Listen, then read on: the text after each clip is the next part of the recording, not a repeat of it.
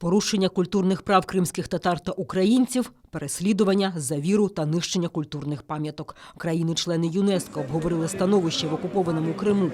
Заступниця міністра закордонних справ України Еміне Джепар розповіла про обмеження свободи слова на півострові, придушення незалежних медіа, переслідування журналістів та плюндрування окупаційною владою культурного набутку. Запросила ЮНЕСКО приєднатися до Кримської платформи, а держави-члени виступили зі спільною заявою.